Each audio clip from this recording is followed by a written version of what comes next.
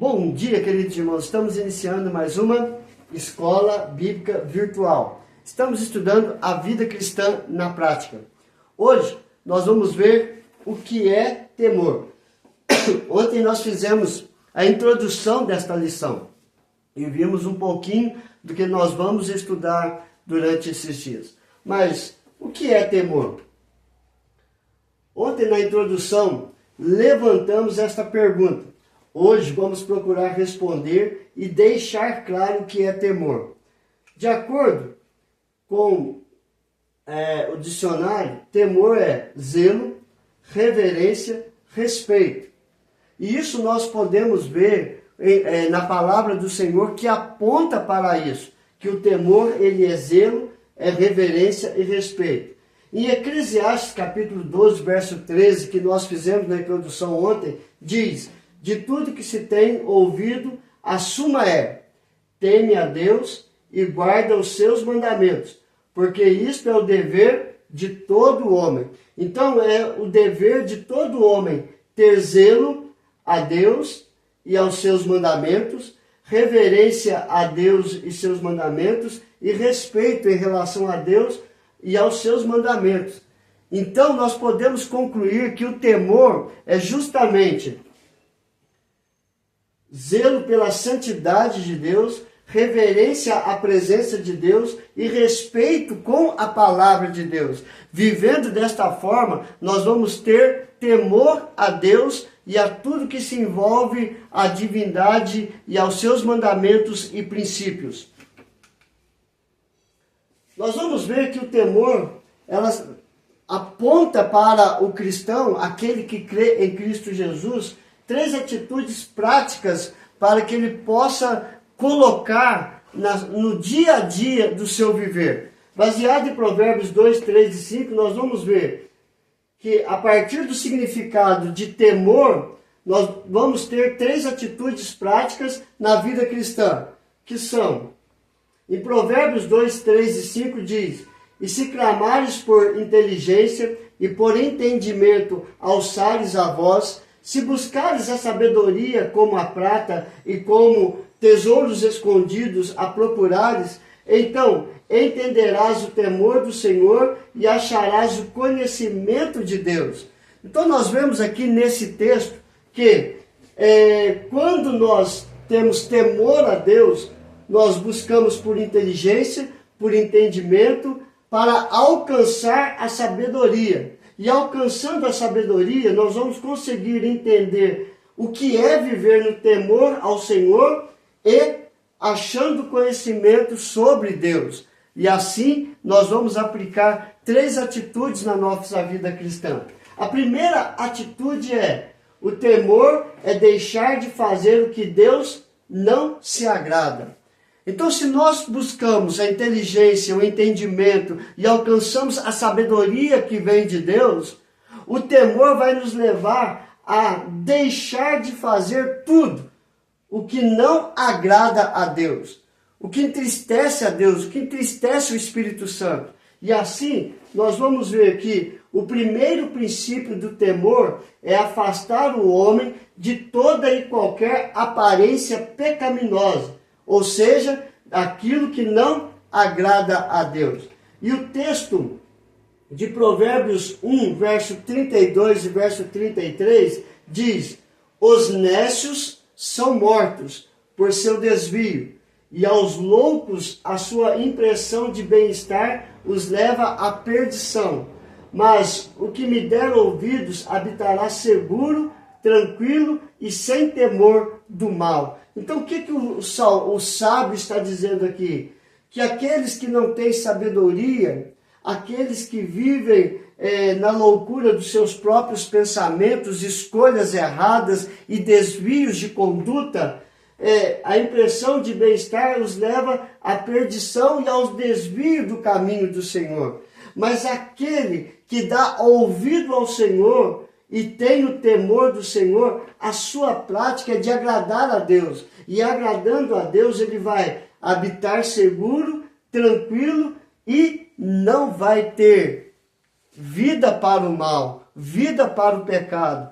E assim vai deixar de tudo aquilo que desagrada a Deus, tudo aquilo que não agrada ao Senhor. O segundo princípio que nós vamos ver é obedecer à vontade de Deus. Então a terceira atitude, ou terceiro princípio é esse, obedecer à vontade de Deus. O segundo princípio é entender e obedecer à vontade de Deus. Como que é difícil para nós entendermos e obedecermos à vontade do Senhor.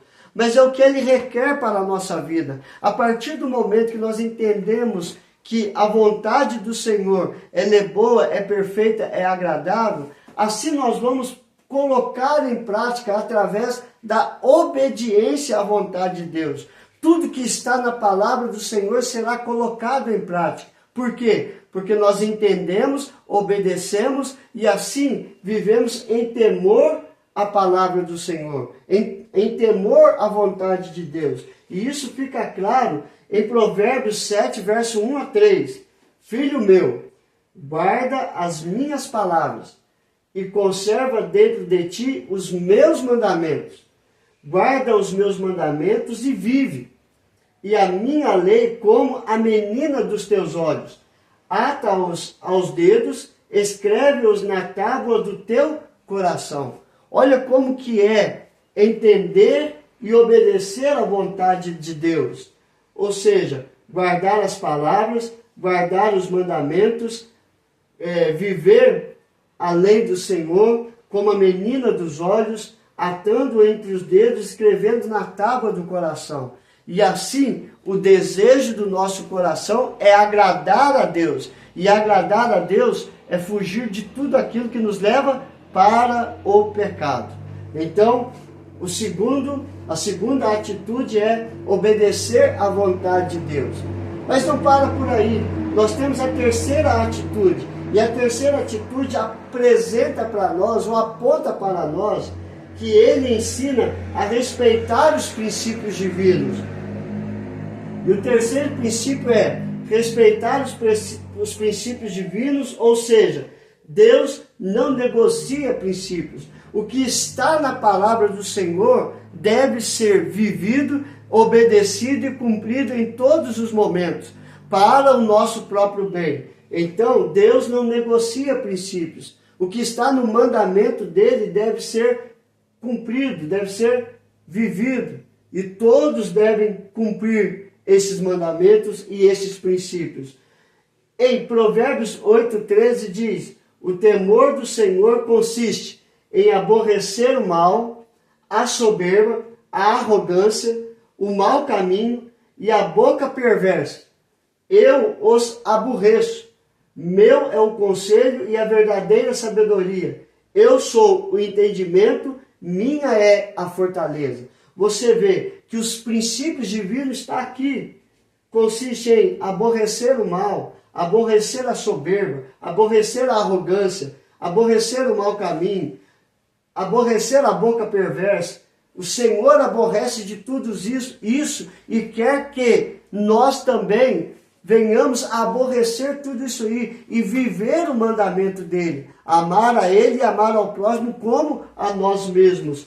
O conselho do Senhor é a verdadeira sabedoria. Então, ele não negocia princípios, mas ele quer que cumpramos de todo o nosso coração, de toda a nossa alma e de todo o nosso entendimento. Então, queridos, como podemos notar, temor é o modo de viver consciente que Deus é o único digno de ser reverenciado devido à sua autoridade, poder, majestade e santidade.